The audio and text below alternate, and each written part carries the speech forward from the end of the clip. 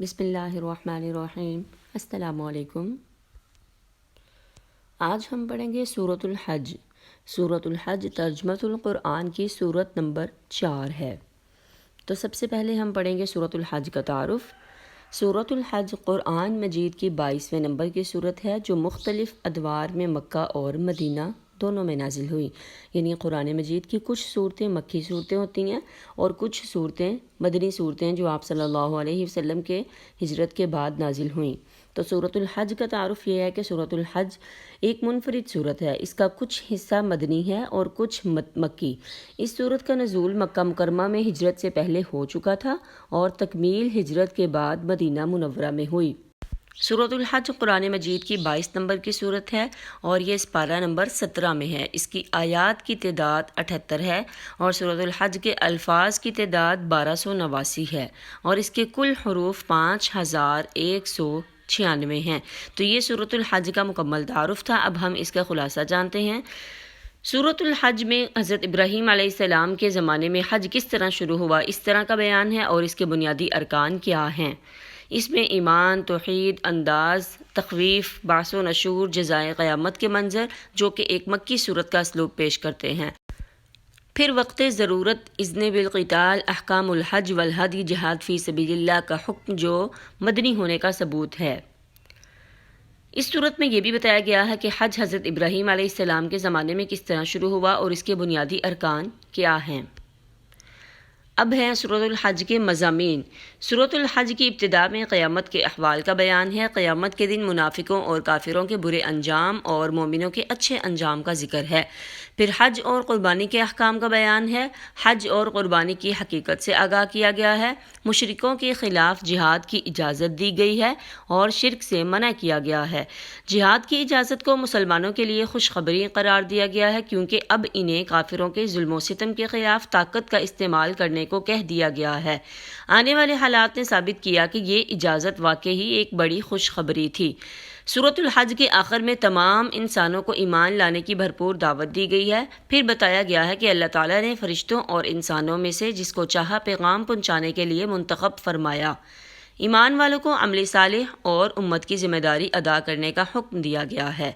بچوں یہ آپ کے سورۃ الحج کے مضامین تھے۔ اب ہم نے کچھ اس میں مضامین میں اضافہ کیا ہے، جیسا کہ حج قیامت کی یاد دلاتا ہے کیونکہ سارے افراد ایک جگہ ایک لباس میں سورج کی گرمی میں کھڑے ہوتے ہیں۔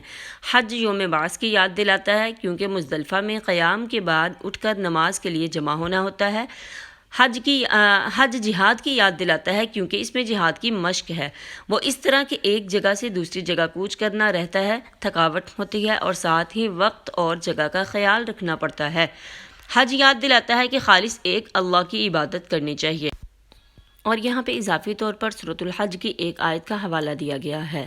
اور یہ کچھ اور مضامین ہیں سورۃ الحج کے، جیسا کہ زلزلہ دنیا میں ہوگا اور یہ تمام لوگوں پر چھا جائے گا۔ ان آیات میں شیطان کی اتباع کرنے سے منع کیا گیا ہے۔ ان آیات میں آخرت پر مبنی دلائل برابر ہیں جو کہ واضح کرتی ہیں کہ جو پیدا کرتا ہے وہ اس کا اعادہ بھی کر سکتا ہے۔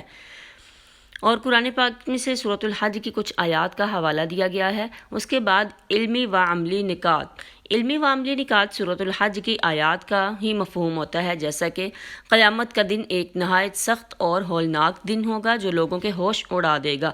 یہ سورۃ الحج میں 1 سے 2 نمبر آیت تک ہے۔ شیطان کی پیروی کرنے والے دنیا میں گمراہی اور آخرت میں عذاب میں ہوں گے۔ یہ سورۃ الحج کی آیت نمبر 3 اور 4 ہیں۔ شرک کے لیے کوئی دلیل نہیں۔ یہ سورۃ الحج کی آیت نمبر 8 سے 17 تک ہے۔ منافقین اللہ تعالیٰ کی عبادت کنارے کنارے رہ کر کرتے ہیں اور دنیا کے فائدے پر خوش ہوتے ہیں اور نقصان پر دین سے دور ہو جاتے ہیں۔ یہ سورۃ الحج کی آیت نمبر 11 ہے۔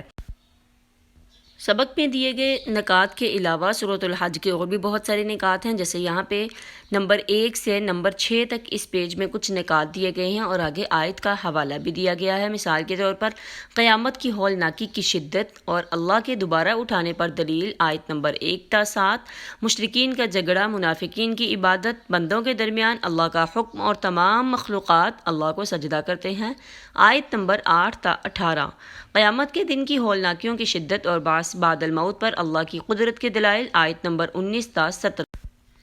یہ آگے کچھ اور بھی نکات میں نے اضافہ کیا ہے سورۃ الحج کے نکات کا، جیسا کہ پچھلے پیج میں تھے 1 سے نمبر 6 تک، اب یہاں پہ ہے نمبر 8 سے نمبر 11 تک، اور یہ سورۃ الحج کی مختلف آیات کا ترجمہ اور مختلف آیات کا مفہوم ہے کہ کس آیت سے کس آیت تک کس طرح کے احکامات اور کس طرح کے مضامین دیے گئے، جیسے کہ رسول اللہ صلی اللہ علیہ وسلم کی مہم آیت نمبر 43 تا 49 یعنی 43 تا 49، اہل ایمان اور کافروں کے انجام کا ذکر ہے آیت نمبر 51 تا 56 تک۔ اس کے بعد انبیاء کرام کے تعلق سے شیطان کا موقف اور اس کے سبب سے لوگوں کا مومنین اور کفار میں تفریق۔ اس کے بعد مشرکین سے حجت کرنے میں الہی تعلیمات، ان معبودوں کی مثال بیان کی گئی ہے کہ جن کو اللہ کے علاوہ معبود بنا لیا گیا، مومنین کے لیے الہی تعلیمات۔ اب بچوں یہ آپ کے سامنے سورۃ الحج کے مکمل تفصیلی سوال کے کچھ ہیڈنگز ہیں جو کہ اس سوال کی مکمل ہیڈنگز ہیں، جیسا کہ سورۃ الحج، اس کے بعد تعارف، وجہ تسمیہ، سورۃ الحج کا خلاصہ، مضامین۔ اب مضامین میں 3 ہیڈنگز بنائی گئی ہیں: جہاد کی اجازت، مسلمانوں کے لیے خوشخبری، عمل صالح۔ تو سورۃ الحج کا مکمل تعارف اور مضامین، علم و عملی نکات جاننے کے بعد آپ پھر ان سوالوں کے جوابات دینے کے قابل ہو جائیں گے، جیسا کہ سوال نمبر 1 ہے: سورۃ الحج مکی صورت ہے، مدنی صورت ہے، مکی یا مدنی یا ان میں سے کوئی نہیں؟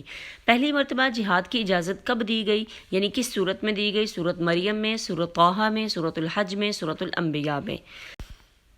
ہر سوال کے 4 ممکنہ جوابات دیے گئے ہیں، درست جواب کا انتخاب کریں اور کومنٹس میں مجھے آپ نے درست جواب سے آگاہ کرنا ہے۔ اپنا بہت سارا خیال رکھیے گا۔ اللہ حافظ۔